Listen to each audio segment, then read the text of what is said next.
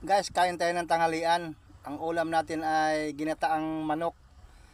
Binili natin sa Turo-Turo. 70 ang isang order, guys.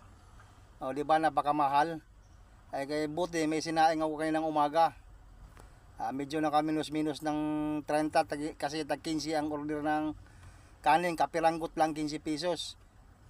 Yung isang order, ilang subo lang yun, tapos na. Dalawang order, 30.